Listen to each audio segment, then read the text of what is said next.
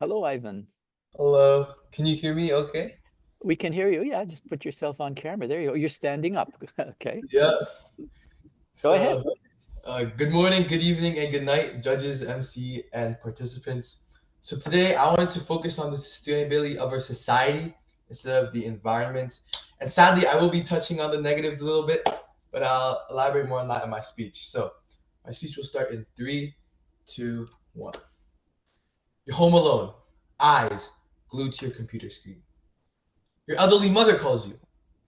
Unusually, she's smiling widely, which is not her usual expression, but it is her.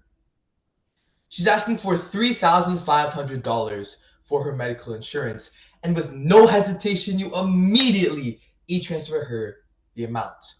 You'll always be there for her. But afterwards, you think back to those glossy eyes, those pearly white teeth, and that smile that she had. And it begins to dawn on you that that was never her. How? Well, the answer are deepfakes. Deepfakes are images, videos, or audios created by AI to imitate anything. And they are a threat to truth, they're a threat to truth, trust, and bring an era of digital terror. They are the greatest threat posed by AI. A prime example of this is in November of 2024, when deepfakes of Elon Musk providing an investment opportunity in America contribute to billions of dollars in fraud in the US. And scams like this have happened numerous times again and again because the issue with deepfakes is that they can go as far as you would like them to. They're not just some party trick, they completely blur the line between truth and lie. And when anything can be faked, trust doesn't exist. Just imagine what could happen if the government got their hands on AI. Mass manipulation, changing the narrative, making other countries take the blame. Or if even if the citizens made deepfakes of the government, turning everyone to the other side, you can never know. Deepfakes don't only threaten our wallets or our reputations, but they threaten the very things that make us, you and me, human. Because think about it like this. If an artificial intelligence tool can imitate you perfectly down to the last detail, what makes you you? How can people tell the difference between you and your AI? How are you the human? That is a very real issue, and an issue that we can only resolve through confronting deepfakes. So, how can we stop the negative usage of deepfakes? Well, deepfakes are usually directed towards three target markets. There are businesses, social media, through and to the public, and also residential residents. With deepfake technology improving, so are deepfake detection technologies such as deepware scanner, which scans if a video or a voice has been synthetically manipulated. And with this software implemented into every business's computer software, as well as social media platforms, the amount of deepfakes towards these audiences will plummet drastically. And as for residential residents, the solution is just the spread of information and knowledge. Creating courses in school with AI safety and media literacy, and even spreading knowledge through public awareness campaigns can be the deciding factor between keeping your humanity and losing it all. Deepfakes aren't just about stealing money or reputation, but it's the beginning of this world where every truth can be a lie, where everything that we think we can trust has to be questioned, and with this uncertain future ahead of us, taking control and exposing the true nature of deepfakes is the first step away. The choice is ours. Thank you. Thank you very much, Ivan. I realize now why you're standing. It makes your presentation very dynamic, and the warning is an important one. Deepfakes affect us all. So you have a question coming from McMaster University's Professor Telex Nached. Alex? Thank you very much, Ivan, for this nice presentation, especially the originality of the topic about the dangers of deepfakes and how it can actually affect our life.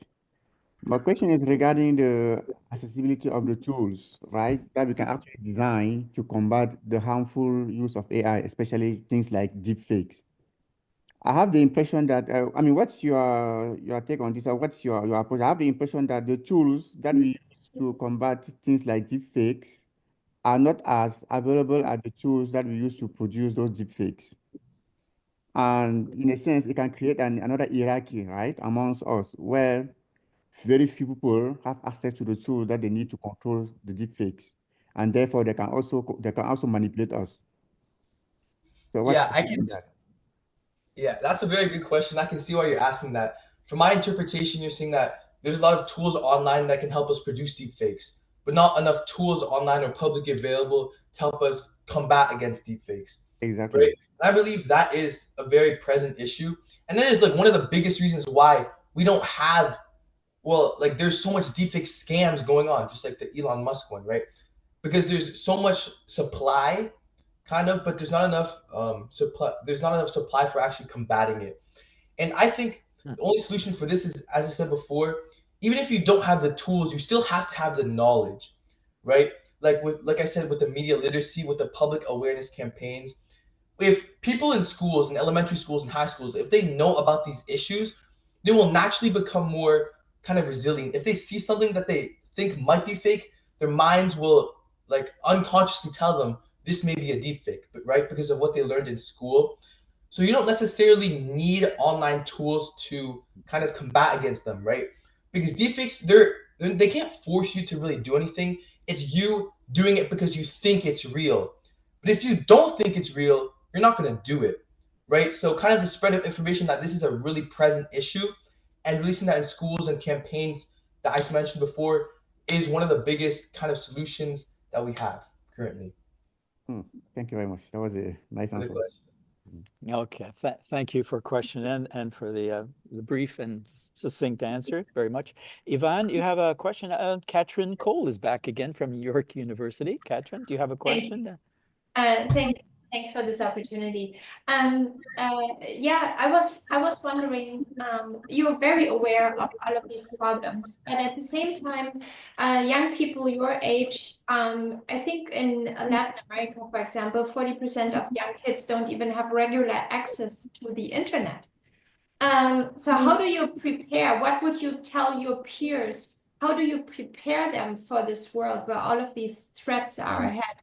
What would you add to schooling? What would you add to education so young people are learning to deal with the threat of deepfakes? Well, there's a couple of things. And I think one of the biggest reasons why we actually go into deepfakes is because when we think of these celebrities like Elon Musk or like big celebrities and actors, we think of them as kind of someone that we should always trust. And that's kind of like an eye, right? Like if we see someone on YouTube, like a really popular YouTuber, we think that they're a good person. And that's one thing that we think we should teach in school, more of awareness and not always trusting what you see on the internet. Because the most popular people aren't always the best people, right? So if we like preach this in schools that you shouldn't always like trust everybody or everything you see online and kind of and things like that, that can help kind of also with deepfakes because like it's if you think that Elon Musk is just a regular guy, you don't have as much incentive to really like give them money to go into this like stock opportunity or something like that. So teaching the ideology that not all famous people are good people and just kind of being able to be independent and think by yourself, I think is one of the most important things that's wrong with today's society that we should change. Thank you. A very good answer. Thanks. Thank you so much. Thank you very much.